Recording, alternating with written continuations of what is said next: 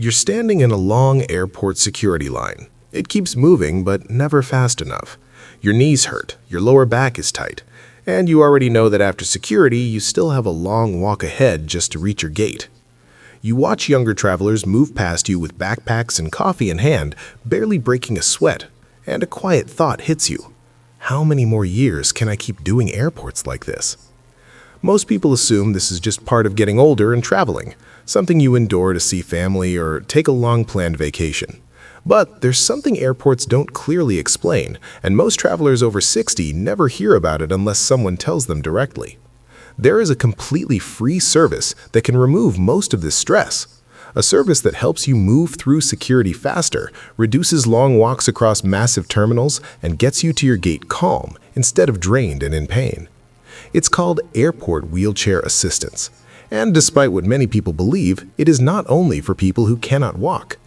Airlines don't promote how powerful or easy this service really is, not because it's rare or complicated, but because very few travelers know how to ask for it properly or realize they qualify. In the next 15 minutes, I'm going to walk you through 8 essential secrets about airport wheelchair assistance that most travelers over 60 are never told. These are practical, real-world details you can use on your very next flight. One of them alone can prevent a missed connection and save you hours of stress, especially when traveling through large airports. And secret number 3 is the one that completely changed how I handle international travel. Whether you need regular mobility support or simply want to preserve your energy for the trip itself instead of burning it all inside the airport, this service is something you are legally allowed to request. But there's an important detail most people miss. Getting the best experience depends on how you request it, when you request it, and the exact words you use with airline staff. I've spent over 40 years navigating airports, dealing directly with airline policies, and learning the behind-the-scenes habits that make travel easier and far less stressful. Let's start uncovering what most travelers are never told. Secret 8. You don't need a permanent disability. This one surprises almost everyone.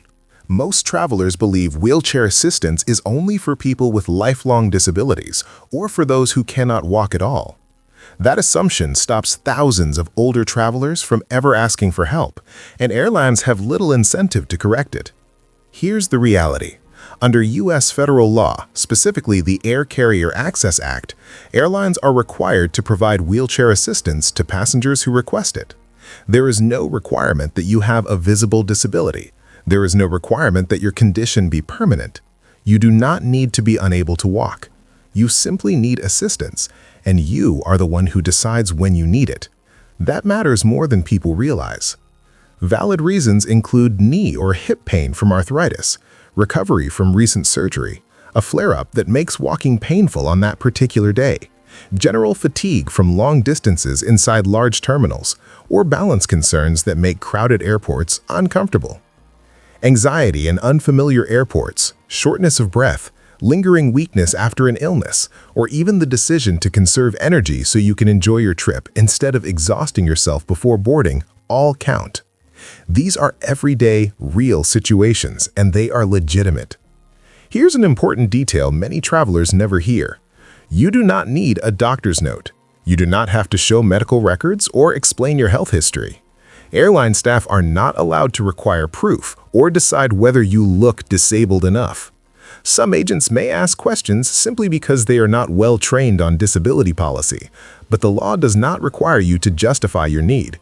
You are requesting assistance, not applying for permission. When you book your ticket or check in online, look carefully for a section labeled Wheelchair Assistance or Special Assistance Services. It is often tucked away in an additional services menu or a small drop-down, not placed where most people will notice it. That placement is intentional. Every wheelchair request requires staffing, equipment, and coordination behind the scenes, and airlines do not highlight services that increase operational cost. But this is not a favor. You paid for your ticket the same as every other passenger on that flight. Requesting assistance is exercising a right built into air travel regulations. You are not being difficult, and you are not taking something away from anyone else. You are simply using a service designed to make air travel accessible. Secret 7. Wheelchair Service Types. This is where things become more specific and where many travelers unknowingly choose the wrong option. There are 3 different levels of wheelchair assistance, and selecting the correct one makes the difference between minimal walking and still being pushed beyond your limits. Airlines rarely explain these options clearly, which is why people often receive help that doesn't quite match what they need. The first option is gate-to-gate service, and it's the most common choice for seniors who can walk short distances and manage stairs but struggle with long terminal walks. With this service, a wheelchair attendant assists you from the check-in counter, through security, and all the way to your departure gate. If you have a connection, the same type of assistance continues at the next airport. And when you arrive at your final destination, you're assisted from the gate to baggage claim or ground transportation. You're still able to walk short distances, like stepping from the wheelchair to your seat, but what you eliminate are those long, punishing terminal walks that quietly drain your energy and leave your knees aching before the flight even begins.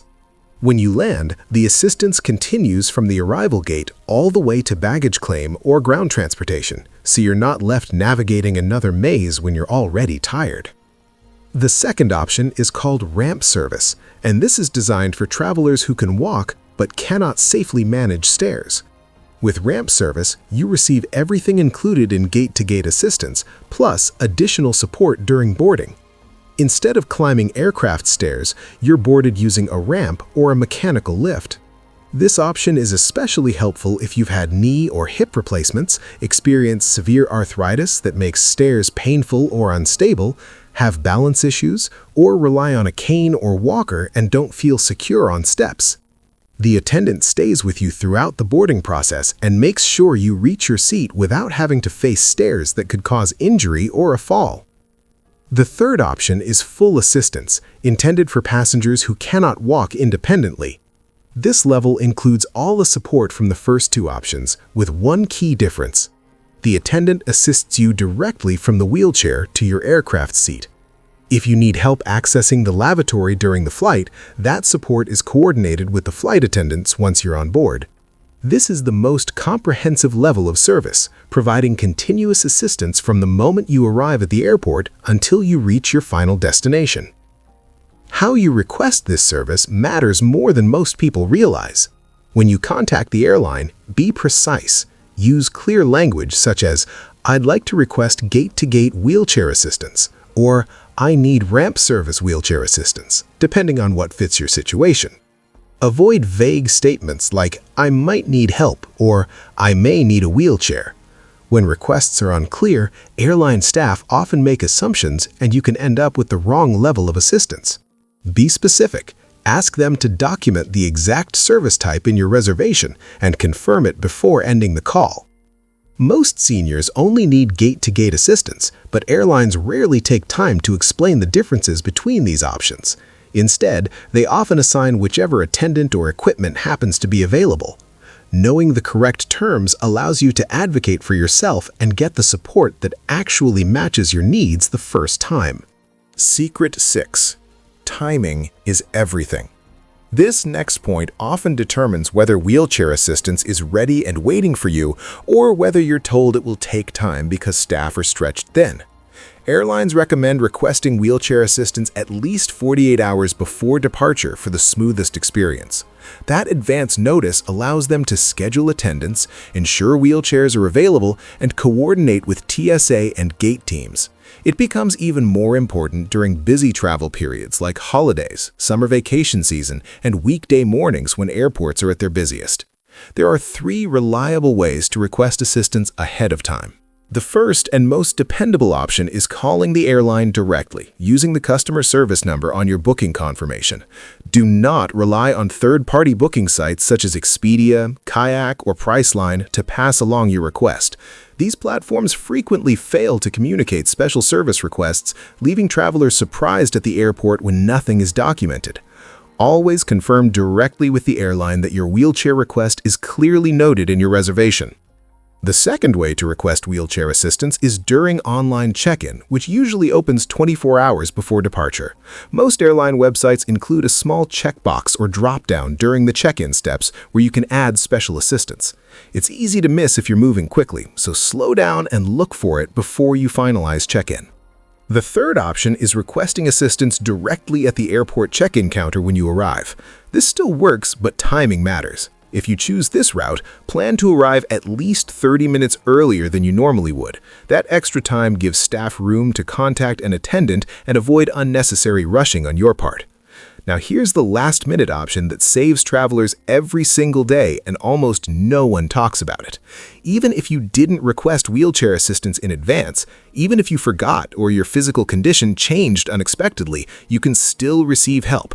Go straight to the gate agent at your departure gate and say clearly, "I need wheelchair assistance for boarding and for my connection." Secret 5. Wheelchair assistance means faster security. This next secret isn't just about comfort, it's about speed, and it applies even if you already have TSA PreCheck. Passengers using wheelchair assistance are escorted to the front of the security line, not the middle, not the back, the front. This applies in standard screening lanes and in PreCheck lanes. TSA officers either open a priority lane specifically for assisted passengers or guide you directly to the front of an existing line. The result is dramatic. You skip roughly 80 to 90% of the usual wait time, even during peak travel hours when security lines stretch endlessly. This process is consistent across airports, from small regional terminals to major international hubs, because it's based on federal screening procedures, not local preference. Here's how it typically works. Your wheelchair attendant escorts you to the TSA checkpoint and alerts the officer managing the line that an assisted passenger is arriving. You're guided forward, screened, and once you're through, your attendant is waiting on the other side to continue escorting you to your gate. The entire security process often takes 5 to 8 minutes total, compared to the 30 or 45 minutes many other travelers spend standing in line. Secret 4. One sentence that changes everything. Secret number 4 is just one sentence, but it completely changes how airport staff respond to your wheelchair request. I learned this directly from a gate agent after almost missing a flight because assistance arrived too slowly. Since then, this phrase has worked every single time. Memorize this line. "I have a tight connection and I need wheelchair assistance to make my next flight." Here's why this sentence is so powerful. Airlines are legally responsible for helping passengers with mobility needs make their connections. That's not a favor, it's a requirement under disability protection laws. Missed connections cost airlines money. Rebooking flights, issuing hotel vouchers, providing meals, and handling complaints all add up quickly. Secret 3. International flights offer better assistance. Secret number 3 surprised me when I first learned it. On international flights, wheelchair assistance is often more thorough, better staffed, and more comprehensive than on domestic flights, if you know what to ask for. International travel follows global aviation standards set by the International Civil Aviation Organization, or ICAO. These regulations require higher service levels for passengers with disabilities or mobility limitations.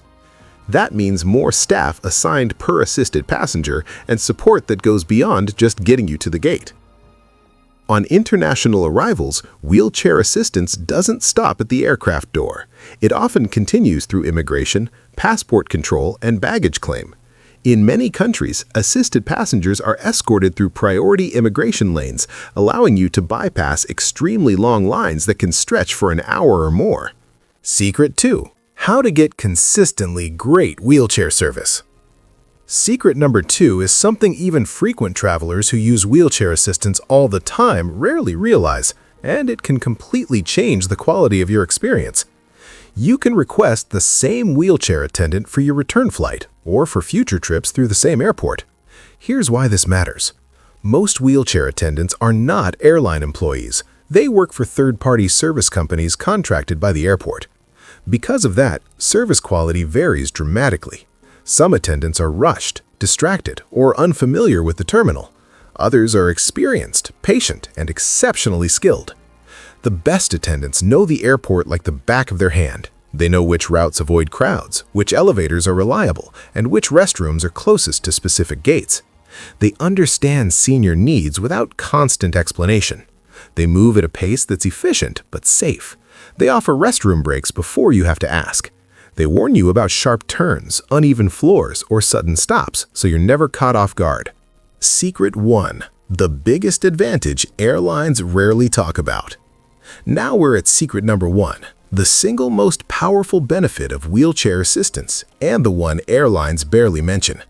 This one removes almost all the stress from flying.